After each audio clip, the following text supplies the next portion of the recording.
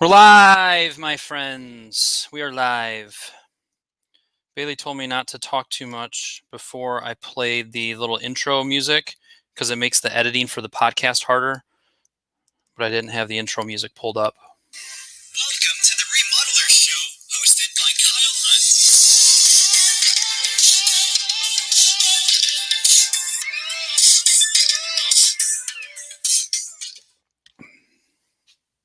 It's the Wednesday, October 28th edition. We'll have some fun today. You may have noticed that the frequency, or you may not have noticed, but some of you may have noticed that the frequency at which we're cranking out the Remodeler Show has just slowed down a little bit. Over the summer, it was like every day. I'm doing it every day. And then it kind of shifted a little bit. This fall, it has primarily been Mondays, Tuesdays, Thursdays, because I'm doing these fall courses, which have been going really well. And on the course day, I'm not doing it. And then here recently, I've kind of shifted the strategy a little bit more. I love the Remodeler Show. I know you guys love the Remodeler Show. We're going to continue to do the Remodeler Show. The goal will be 2 times a week. It's kind of my goal. This week, there's only one, but normally 2 times a week. But I think the philosophy behind it is what I wanted to, the shift in strategy and frequency is what I wanted to share here at the top of the show, because I think there's very much a relevant parallel type conversation probably going on in your business. So there's a door, there's that. Way over here, you might not be able to see it too much because of the lighting, but right over there are a bunch of sticky notes. And what those sticky notes are is they're spelling the letters RAP, Remodeler's Autopilot. As this time of the year, I start to reflect a little bit on, okay, how's things going? How's the business going? What are you doing, Kyle? And how's it going? That's a good question to ask yourself. What are you doing?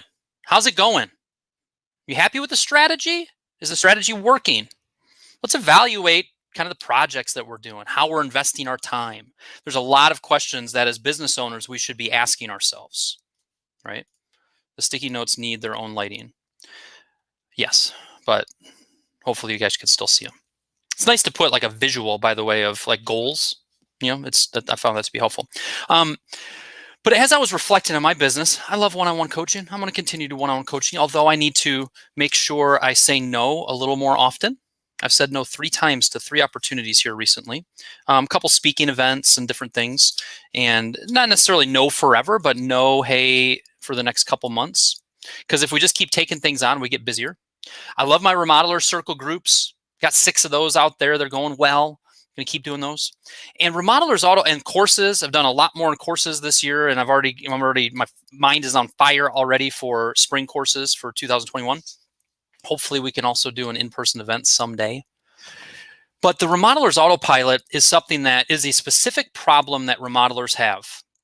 If you are not staying in touch at all with your previous clients, if you did a kitchen remodel project with me 2 years ago, and I haven't heard from you since then whatsoever, that's a problem. And the reason you're not doing it is because you don't know what to write. You got to design it. You got to set up the technology. You got to write it and get it sent out. And it's just a pain in the butt, and you don't have time for it. You know you needed to be doing it, but you don't have time for it. So that's the program that I sell. It's affordable. It also has social media posts that are part of it. You can repurpose the email that you send out to clients and prospects as a blog post, and it just stinking works.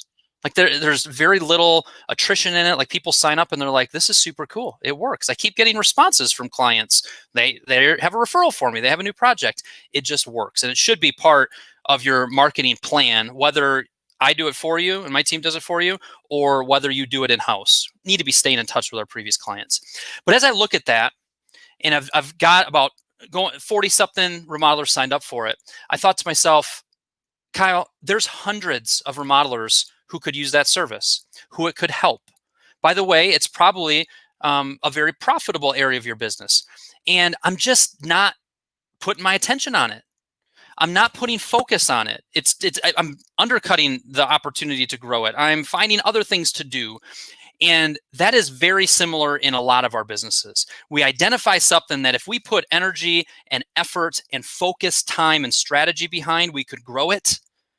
But we end up just strategically getting too busy or unstrategically getting too busy, it is a good time of the year to regroup. As we enter the rest of this year, as it's been a crazy year, you need to regroup and think about your business strategy. What needs to change? What needs to get taken off your responsibility list to find somebody else to do it? How are you going to have more time to think strategically about the business? What projects are you going to start saying no to so that you can say yes to your more profitable, productive projects? There's a lot of strategy to be thinking about. So that's where my head's at the last week or so, and it's exciting, and it's already making me changed around my schedule a little bit. And that is the reason I brought it up, is because the frequency of the Remodeler Show might be shifting a little bit. But hopefully your takeaway from that is I've got to think more strategically about my business. Okay. What I want to talk about today is some marketing stuff. My business name is Remodel Your Marketing. You know, it is my original love. Certainly we do a lot around the sales process and just the overall remodeling business, but marketing is near and dear to my heart because we know that if we're not generating leads, we're not going to have any sales. And if we don't have any sales, we don't have a stinking remodeling business. It's hard to have a remodeling business without any leads and without any sales. It's the most brilliant thing you're going to hear all day, folks. So we need to put some attention on marketing. I'm hearing mixed things. Never been busier. Hearing, getting a lot of leads, but they're not turning into much. Struggling with converting them.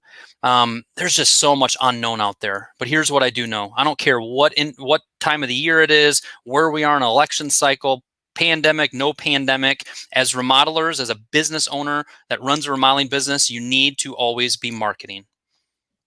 Agreed? Anybody want to put that in the comment? Yes, Kyle, or maybe even a little like. Yes, we always need to be marketing.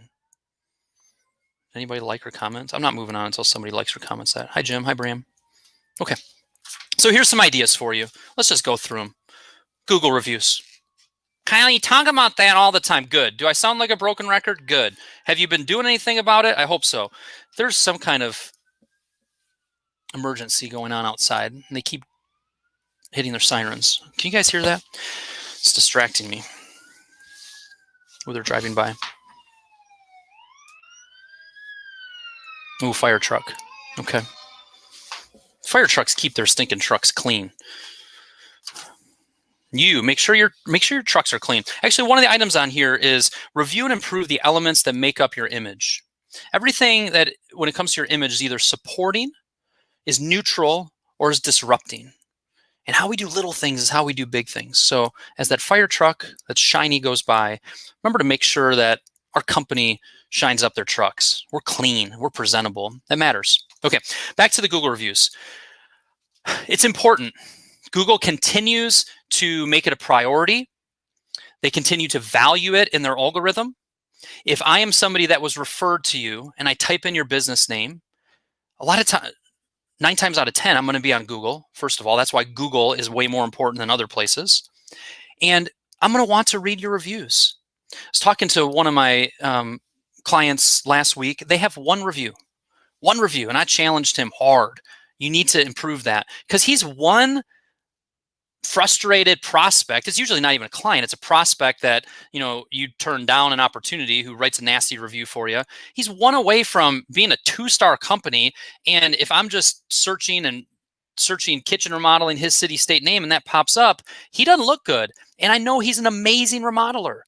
He simply needs to put some focused effort on getting some Google reviews.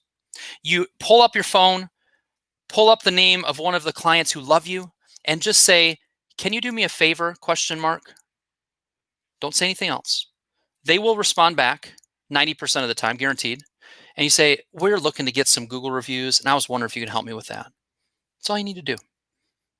And follow up on them. Give them a little instruction on it.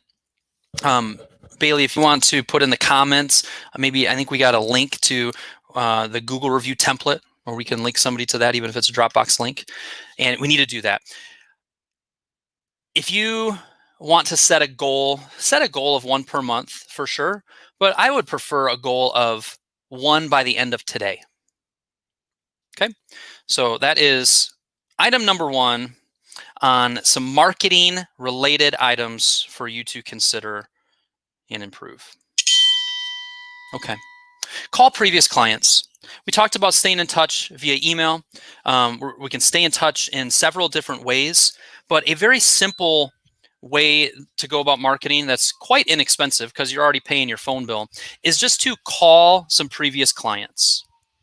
If you have somebody on your team who can get a list of previous clients organized, that can be step one.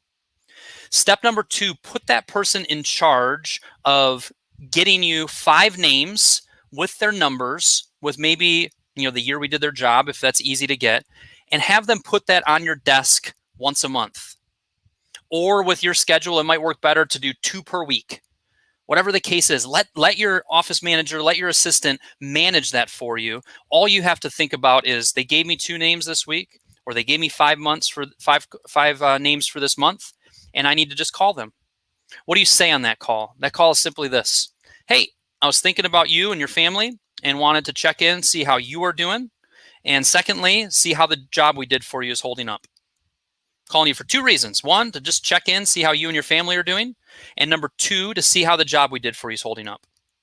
A lot of times you might leave voicemail. Other times you're going to get a conversation. Sometimes it's just going to be well, thanks for calling. No, everything's great, man. Everything's great. And it'll just be a nice touch point and a nice conversation. Sometimes this call might say, now you bring it up, we've always had this door that never really shut. Now, that's the fear some people have in calling previous clients. I say that is not a warranty or a cost. That is a marketing investment. If you go out there in the ensuing weeks and actually fix that, you are giving them a story that they're going to talk about. They did a great job. There's one little thing, and he called me out of the blue one day, and then I told him about it, and he fixed it. That is an experience that you can give your clients. Or the other thing that happens more times than you realize, it's funny you called. What does that mean? It's funny you called means we were just thinking about you the other day. We have been talking about that bathroom project. I was just talking to neighbor Bill about his kitchen remodeling project, and I threw your name out there. I'll make sure that I get your actual website or actual email to him. Okay? So very simple, very practical. That's another marketing item. Here's another marketing item. Thank you cards. After every initial in-person meeting, I would love to see you send out a thank you card after your initial in-person meeting. Now, this is a little bit of marketing. This is also a little bit of sales. That thank you card can simply say, thank you so much for the opportunity to look at your project. We're really excited about it. Maybe you mention just a little sentence about Go Blue, because they're Michigan fans. You figured that out. I hope Fido is doing well because they were just taking her to a vet afterwards. And then look forward to talking to you on Tuesday the 2nd. Thanks, bye. Get that in the mail, send it to them. Nobody does that. When they get it, they're going to be impressed. Is it going to be the reason they choose you over anybody else? Not necessarily. But is it going to play a factor in how they view you? Is it going to help you build know, like, and trust, which is the whole point of marketing? Yes. And I found the most bang for the buck is right after that initial in-person meeting. You know what I love about the Remodeler Show? Is I love the fact that hopefully somebody watching this live or watching the replay or listening to this as a podcast form on Remodelers on the Rise will hear that idea, and it will motivate you to the point where you actually dust off the thank you cards that you already have in your office because you heard that idea 6 months ago and you liked it and you bought some thank you cards from Amazon.com. And you're actually going to take them out of storage, out of the dust pile, and you're going to address one of them, you're going to get them going, and you're going to actually mail them out. Did you know that until you actually do the marketing, you don't get any results? Just thinking about marketing actually doesn't lead to anything, any results. You got to actually do. You actually put it into action.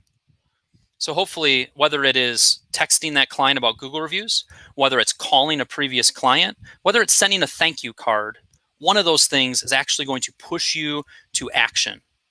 I mean, these are earth-shattering ideas that I'm sharing right here, right? This is stuff that Kyle's been doing this for 12, going on 13 years. Single focus on coaching remodelers. Kyle, don't you have anything better than these items? These are boring. These are lame. These are little things. Running a successful remodeling business is about doing a lot of little things right.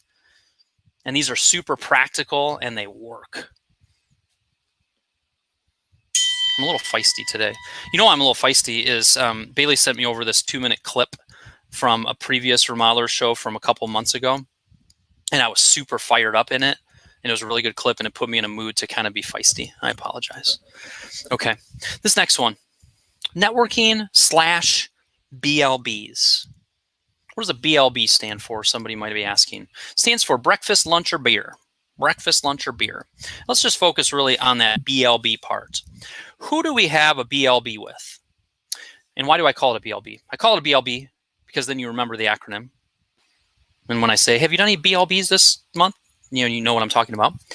And the people that we do this with are strategic partners. Anybody who shares the same ideal client as you do. A strategic partner is anybody who shares the same ideal client as you do. And if you made a list of those strategic partners, those architects you know, that realtor you know, that interior designer that kind of works well and can work within your process, that attorney that you know, your CPA who works with a lot of business owners, and you also notice that a lot of your clients are business owners. Your plumber, your plumbing supply person that refers you from time to time. If you make a list of the people that are already strategic partners that refer you often and regular or have referred you on and off over the years, that one person that referred you one time last year that led to that kitchen project, if you made a nice solid list of those people, step one, and then whether it's 3 per month, whether it's 2 per month, I'll even take 1 per month, you do a BLB, and maybe in this pandemic times, it might be more of a Zoom call, or it might be a quick breakfast or coffee, whatever you're comfortable with. And you just get together with, easy for me to say, get together with them and say, hey, would you be interested in doing a BLB? They'll go, what's that? And you'll say a breakfast, lunch, or beer. What would you prefer? And then they'll kind of chuckle. And then you'll set up a time to connect, whether virtually or in person. And what do you talk about? You want to hear about their business. Approach that meeting from a standpoint of, how can I help this person? What do I know that would be helpful to them? Who can I refer them to? How can I help them? If you come to it with that approach, it's going to go well. And eventually during that conversation, the attention is going to shift to you. And you're going to say, here's what we're up to. Here's kind of the projects that we're looking for. And it might turn into nothing at first. A lot of times what I see is there ends up being a very quick referral from this. You know what? We're actually working with somebody right now that would be a great fit. It's called being proactive and getting yourself in front of people and being kind and figure out ways to help them. This developing stronger strategic partners can be a marketing gift that keeps giving. Good, solid referral partners that refer you fairly frequently or regularly. It's an area of marketing that I see very underutilized and underappreciated. And again, frankly, it's another very practical, unglamorous, unsexy marketing approach that really works. Okay, we're chugging along. We've talked about Google reviews. We've talked about previous clients, thank you cards, networking. Another very practical one is when people refer us, especially when you think of homeowners and previous clients that have referred you. Okay. When somebody sends you a referral, and we're just at the start of the process, I want to talk about that. And then the other time I want to talk about is when somebody refers you and that project actually signs with you and it becomes a paying project. Those two areas of your referral program. In that step one, some type of personalized either thank you card, personalized text, a phone call. When somebody refers you, they deserve to hear you say, thank you so much. And maybe also update them. And also maybe reach out to them and get some insight into what they know about them and the project they're considering. But you owe them that. You owe them to reach out and say thank you. You can do that simply with a thank you card. And on the outside, it says, thanks a latte. And inside, of course, is a $10 Starbucks card. Okay. Uh-oh, somebody just commented. Oh, we got the Google review template. Good. So something simple, but do something there. You know where the rubber really hits the road on that is you need to have some type of checklist to remind yourself to do that. If you're pulling out your project discovery sheet when you have a new lead comes in and you're putting in the source code, they were referred by Mary and Joe Smith, there should be a box or checkbox on that or on your CRM system or within your Builder Trend new prospect checklist that says, if referred, did you send out thank you card? You need some type of reminder, some type of checklist in order to remember to do that. So that's that area. Now, that second area of your referral program is when they actually sign with you. What do you do then? John Jantz, owner of and writer, author of Duct Tape Marketing, wrote a book called The Referral Engine. He studied small business referral programs, and he wholeheartedly would say, if somebody refers you and that turns into an actual project, you should definitely reward them for that. Now, what does that reward look like? It could be a $75 dinner gift card. It could be a $50 dinner gift card to Brighton Bar and Grill. It could be a $100 dinner gift card. It could be, hey, when people refer us and it turns into a project, we like to give them two options. One is we will donate $75 to the charity of your choice, or we have a $50 dinner gift card. Sometimes it's fun to put the disparity between those two to see what one they select, because we give them more if they donate it. I have several clients who do that, and that's very well received. There's a lot of different ways to go, but what I want to put effort towards is make it simple, make it very clean. Don't make it super over the top. Don't make it too chintzy. $7,500, and make sure you thank them and you execute that. The studies have shown that the more you kind of reward that, the more people refer. That's why John Jantz says absolutely do this, because it shows when you reward it, more people will refer you more often in the future. I don't know if that's our flawed human nature and our hey, we did something nice and they gave something back, I should keep my eye out for that. Whatever that is, it happens. It happens for me too in my life when I'm referring people. Rule of reciprocity: the more you give, the more they feel indebted to give back. Okay, so that's another one, is think about those two parts of your referral program. When somebody refers you and it's just at the early stage, and then also when somebody moves forward with a project. Have something that you're doing, make sure you're consistent, make sure you have a checklist to remind you to do that. Excellent. Okay, what else do we have? This one says videos about what makes you different. And I'm just going to shift that. If you'll bear with me, I'm just going to shift this to create content. We're changing things on the fly on the Remodeler Show, because the beautiful thing about the Remodeler Show is there ain't no rules. You guys are very quiet, though. I don't super appreciate that. There we go. Did the Sawbucks idea have any more resonance? Oh, yes. Did the Sawbucks, not Starbucks, the Sawbucks idea have any more resonance with you? Jim busting out the big words today. Jim, if I'm remembering this correctly, they referred me, and as a thank you, here is $200 worth of SAW bucks. You can use this $200 towards handyman work you have around the house. We'll come out, we'll send one of our tradesmen or tradeswomen out to fix that door, to fix that window, to do those little things. And it's just our way of thanking you for referring us. So the way I explained it there, it sounds fairly appealing. I think it can become a little clunky. I think that's what I said last time. And I think that's where I'm kind of at, is we got to keep it simple. What happens when those repairs and what we're doing ends up taking 4 hours? That's going to happen, right? Are they paying us for that? Most likely you'll probably just throw that in. So it ends up costing us a little bit more. There's an opportunity cost where they're not on other projects and we're doing this. They might save these things up. They might lose them. Just it's a little complicated for me. The other thing about it is, what is our goal in even doing this? Start with the end in mind. Why are we rewarding people for referrals? Because we want them to know we appreciate it, and we want to give them something of value to let them know we appreciate it, something they're actually going to remember.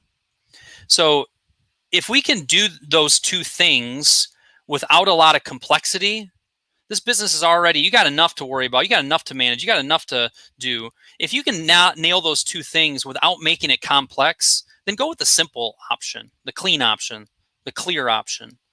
And I think just by doing a nice dinner out, by doing a nice donation to charity, Bram said, I love the idea of the option to donate to charity. You're going to get the job done in what our goal is in doing it in the first place. When you get a $100 gift card to the Wooden Spoon, and you take your lady or Jen out for a nice dinner, and you bust out that card. Guess who you're thinking about? That person. Well, thank you, Kyle, for sending this, for doing this. They remember that. So it's memorable. It's a little bit more instant gratification. So those are my thoughts on the old Sawbucks. Last one here that I'm going to share is related to creating content. Create content. And what I'm just going to share is make sure you don't complicate this and just have this thought in mind. Document the process. Document the process. It's a Gary Vee line. It's a Gary Vee teaching that I embrace wholeheartedly. Document the process.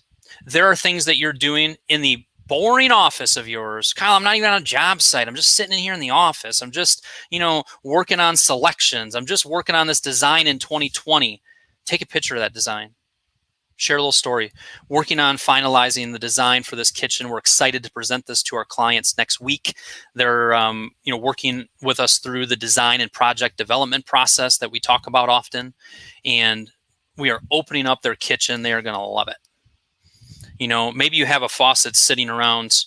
I wonder if Ben Templeton. Sometimes Ben Templeton clicks into the Remodeler Show.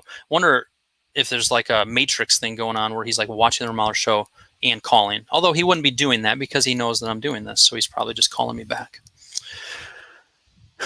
But document the process. If you're if you have a faucet that's interesting, that's sitting there, take a picture of that, explain that a little bit. Talk about the selection process. If you're out on a job site and you talk often about job site cleanliness, take a picture of that floorboard that you put down. Take a picture of the build clean system and write a couple sentences. Our clients really appreciate the way that we protect their home and minimize dust when we're doing a project. There's all kinds of things all around you all day that is just simply good content, personalized content, and all you have to do is just document the process. So I would just encourage you to try that, to create a piece of content related to that, and it'll do well. Good engagement related to when you do stuff like that. Awesome. So I'd love to hear a takeaway from today. Very practical. The Remodeler Show today. It started out by talking about strategy a little bit. You see that thing at the bottom that's scrolling on through called Remodelers Autopilot. If you go to remodelersautopilot.com, you can try that program for $1 for the first month. It's a pretty good bargain. Even after the first month, it's a great bargain. And I was talking about thinking strategically about the business. It's a good time of the year to evaluate how are things working? What needs to change? Should be a kind of a constant hum of conversation that we have with ourselves, but especially as we start to head towards November, December, the end of the year, make sure you're taking the time to do that, and make sure you're also willing and ready to make decisive decisions when you see things out of kilter. When you see opportunities in your business that you're not taking advantage of, you might need to push other stuff aside so that you can focus more energy here. You might need to become a better manager so that you can hand off more responsibility so you can focus here. There's a lot of strategic thought that should be going on in our business instead of just our business taking over, and be ready to make decisive decisions. I don't know what that means specifically for each of you, but hopefully that concept is bringing something to your mind. Google reviews, shoot a text. Can you do me a favor? They'll respond back, and then ask them for a Google review. This concept of calling previous clients. Why would I call them? 2 reasons. 1, I was calling to check in, see how you and your family are doing. And number 2, see how the job we did for you is holding up. The best case scenario on that is they go, it's funny you called, and you run into a lead or an opportunity or referral that's coming up. Don't let thank you cards get dusty. If you have these in your office, pull them out, put them square on right in front of your desk, and start using them. In particular, it's a great thing to send out after your initial in-person meeting with a new prospect. BLBs, breakfast, lunch, or beer. Think of a strategic partner, somebody who shares the same ideal client as you do, and invite them out for a BLB. Try to work towards developing that relationship, building more know, like, and trust with them. It's smart. Referral program, 2 parts of it. What do you do when somebody refers you? How are you thanking them? And then what do you do when that job and that project turns into a paying project? Put some thought into that. And then create some content. Document the process. Jim says, BLB, more networking needed. Wonderful. That is the Remodeler Show for today. We will see you again next week. think we got two, maybe three, probably two sessions of the Remodeler Show next week. Looking forward to it. Keep working hard. Don't be just people that are listening to ideas, but if you hear a good idea like this, do it. Do something with it. Put it into action. Much love.